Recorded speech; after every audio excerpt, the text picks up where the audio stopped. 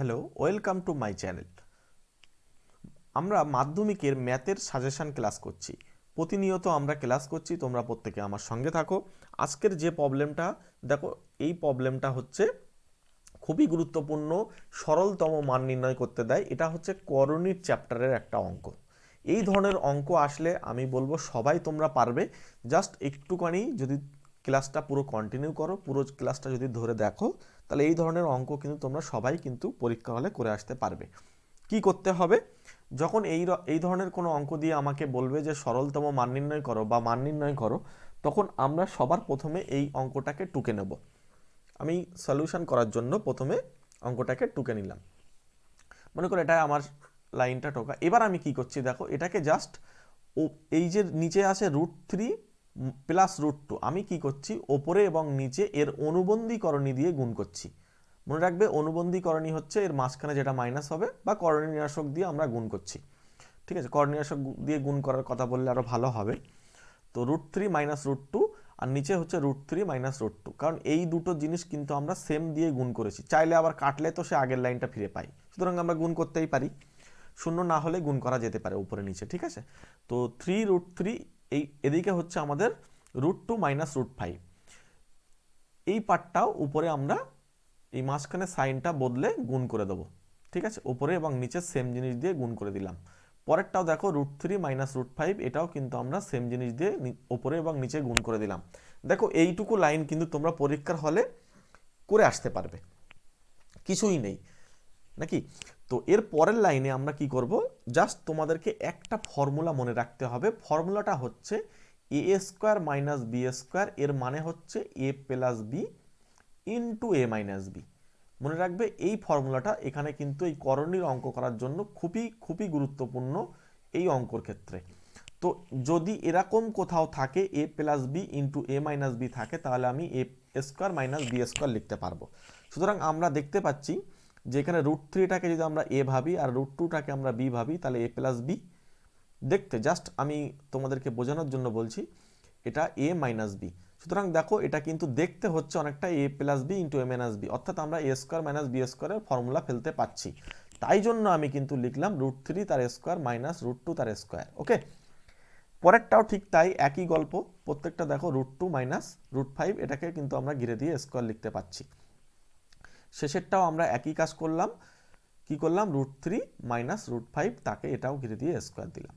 এবারে দেখো রুটের যদি আমরা স্কোয়ার করি, অ্যাকচুয়ালি √2 তাকে যদি আমরা ঘিরে দিয়ে স্কোয়ার করি, এর মানে কি √2 ইন্টু √2 হয়। তাহলে √2 ইন্টু √2 যদি হয়, তাহলে এটাকে গুণ করলে ভিতরে কি হয়, √4 হয়। এই √4 মানে অ্যাকচুয়ালি কিন্তু 2, বর্গমূল করলে 2। অর্থাৎ তোমরা এখান থেকে ডাইরেক্ট মনে রাখবে যে রুট যদি এখানে বর্গ করা হয়, তাহলে কিন্তু রুট উড়ে যায়। সুতরাং আমরা কিন্তু পরের লাইনে প্রত্যেকটা রুট তুলে দিলাম। দেখো √3 এখানে জাস্ট 3 লিখলাম, √2 এখানে জাস্ট 2 লিখলাম।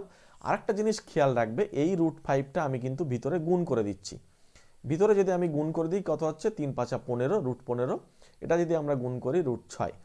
পরেরটা 3টাকে রেখে √3টাকে গুণ করব। 3টা কারণ আমার সুবিধা হবে, পরে কেটে যাবে। তাহলে √6 মাইনাস √15। পরেরটা দেখো 2 রেখে এবার √2টাকে গুণ করছি। √2 গুণ করলে √6 মাইনাস √10। ওকে, এবারে নিচেরটা দেখো, জাস্ট রুটগুলো উঠে গেল, তাহলে 3 মাইনাস 2, পরেরটা 2 মাইনাস 5 হলো, আর পরেরটা হচ্ছে 3 মাইনাস 5 হলো। ওকে, এবারে জাস্ট নিচেরগুলো একটু ক্যালকুলেশন করো, যোগ বিয়োগ করো। যোগ বিয়োগ করলে কি আসছে, প্রথমটা যা আসে তাই থাকছে উপরে, আর নিচেই কিন্তু আমাদের 1 আসছে।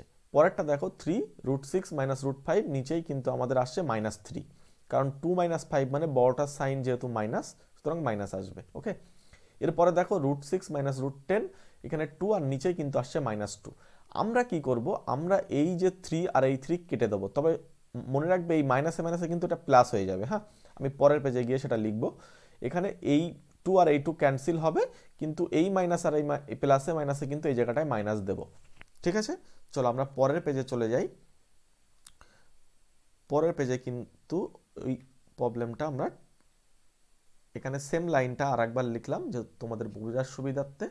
এখানে মাইনাস গুলো থাকছে। এবারে আমরা জাস্ট কি করছি দেখো, এই মাইনাসটা কিন্তু এখানে এসে প্লাস হয়ে গেছে, এই যে সেই প্লাসটা। ওকে, আর এই প্লাসটা ছিল এখানে কিন্তু প্লাসে মাইনাসে মাইনাস হয়, কিচ্ছু না, বীজগণিতে ভয় পাওয়ার কিচ্ছু নেই। জাস্ট একটুখানি যদি কনসেপ্ট ক্লিয়ার হয় দেখবে তোমাদেরই বীজগণিতই ভালো লাগবে, ঠিক আছে। যাই হোক, তো এখন খুব সময় সংক্ষিপ্ত, চলো যতটা সম্ভব তোমরা দেখে নাও। তো এটা হচ্ছে √15 মাইনাস √6, এবারে চিহ্নটা প্লাস হয়ে গেল, ব্র্যাকেট দিয়ে যেটা আছে সেটাই লিখে দিলাম, পরেরটাও মাইনাস হয়ে গেল, যেটা আছে সেটাই লিখে দিলাম। এবার আমরা কি করছি দেখো, জাস্ট এটাকে আমরা প্লাস সাইনটা তুলে দেবো। ওকে, প্লাস সাইনটা যদি আমরা তুলে দিই তাহলে এখানে দেখো প্রথমটা এটা থাকলো, পরেরটা √6 মাইনাস √15, আর তারপরটা দেখো মাইনাসটা যদি আমরা তুলে দিই মাইনাস √6, আর এই মাইনাস আর এই মাইনাস কিন্তু গুণ হয়ে √10 হয়ে যাবে। এবার আমাদেরকে দেখতে হবে কতটা কাটাকুটি যাচ্ছে।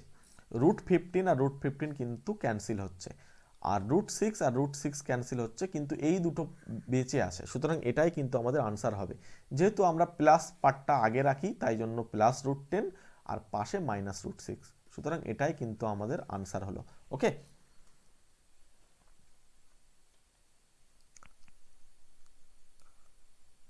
প্রত্যেককে থ্যাংক ইউ। ক্লাসটা কেমন লাগছে অবশ্যই তোমরা কমেন্ট বক্সে জানিও, কমেন্ট করে জানাবে, ঠিক আছে। এবং ক্লাসটা তোমরা প্রত্যেক একটা করে লাইক করে দিও, আর যারা নতুন তারা অবশ্যই সাবস্ক্রাইব করে রাখো, তার কারণ আমরা ক্লাস 11 এবং 12এরও ম্যাথ এই চ্যানেলেই কিন্তু করানো হবে, তোমরা চাইলে আমার সঙ্গে 11 12এরও ম্যাথ করতে পারো। ওকে, বাই।